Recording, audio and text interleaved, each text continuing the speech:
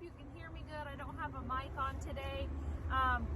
One thing that happens when you bring in a new animal is unexpected.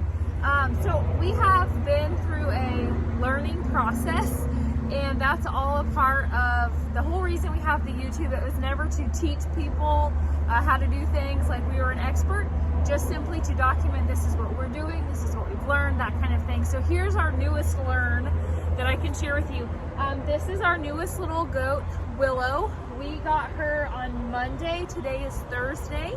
She is a Oberhalsey, mostly Oberhalsey. She has a little bit of Nubian in her, but we have hopes of bringing her into our dairy goat herd.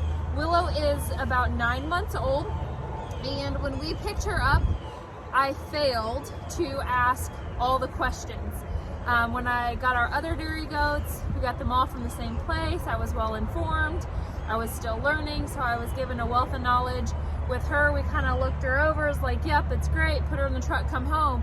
And then I realized we didn't ask what she was eating there. I didn't ask what kind of hay she was eating.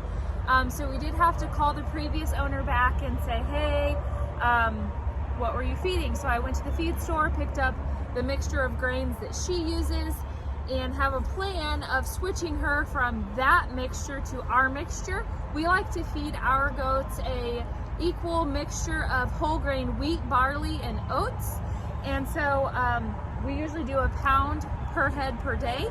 And so I had been giving her a 1/4 pound of our mixture plus 3/4 pound of their mixture. I was gonna do that for a week. Then the next week start adjusting so that by the 3rd week, actually by the beginning of the 4th week, she would be completely on our mixture. However, Tuesday, Wednesday, and now Thursday come around, and her feed bowl is full every morning when we come to feed. So she's not eating, and if she is eating her grain, she's eating very little. I did not, however, ask the previous owner what kind of hay that they feed, and so we feed ours grass hay when they are in milk or about to kid. Actually, once they're about to kid, all the way through when we dry them off, we mix in alfalfa hay as well. Kind of do mostly alfalfa for our does. But we were just giving her grass hay.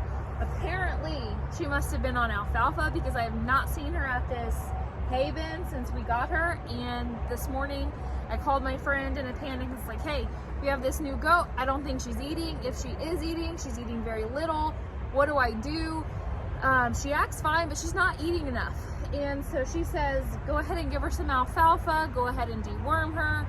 We do not on our homestead do a routine deworming. We deworm as we see that there are possibilities that they do have worms, and previous owner did do a routine deworming within the last couple of months.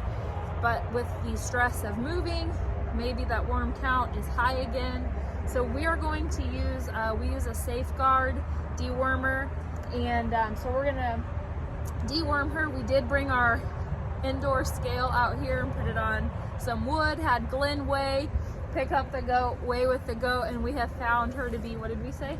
36 pounds. 36 pounds, so she is a little girl. So we're going to get her the correct dosage on the dewormer. She's got her alfalfa she's going to town on. I have went ahead and removed her grain. We're gonna let her really enjoy this alfalfa for a couple, 2 or 3 days, make sure she is eating that well. Then we'll reintroduce a smaller portion of the grain so we don't mess up her rumen. I'm no expert. I know very little about goats except for what we've experienced, and so far I can say ask a lot of questions and always be prepared for the what ifs. I felt so prepared today when I called my friend. She's like, we may have to do this, we may have to do that. I had everything I needed on hand because when we bought, if you look back in our previous videos, when we had brought our first goat onto the homestead, he was a little weather, and I don't know how he didn't die. I do know. We prayed for him. So by the grace of God, he is still here and living, and he's just the sweetest as can be. But he got very ill, and I had nothing.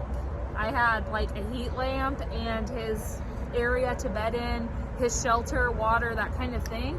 But nothing. Yet this time I have all the vitamin B complex, the probiotics, the dewormer, the penicillin, the anti-bloat. I've got all of this stuff. That way when we have an unexpected morning, we're like, okay, something's not right. I don't have to make a run to the store to get something, track it down, that kind of thing. One thing I do have as well is I have syringes. I have syringes with and without needles. This one actually came with a needle. This is just a 3 ml syringe.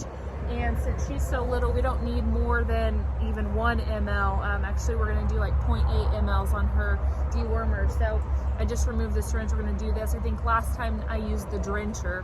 I prefer that, but this will be easier out here. So just ask a lot of questions and be prepared for things you don't expect to have to do.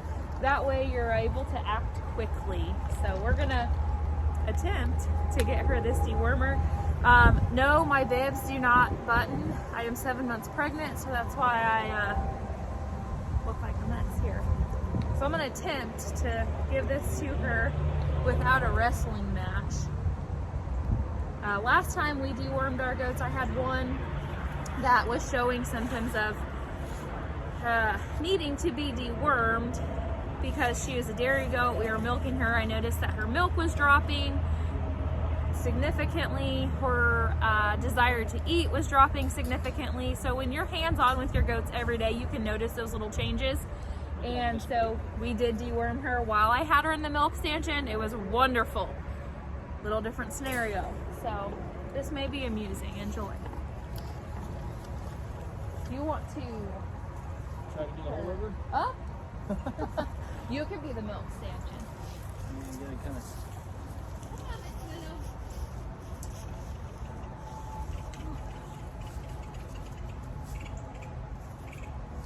Even just holding her. Come over here. Now I usually get this in their mouth and kind of back towards the back so they can't spit it back out at me.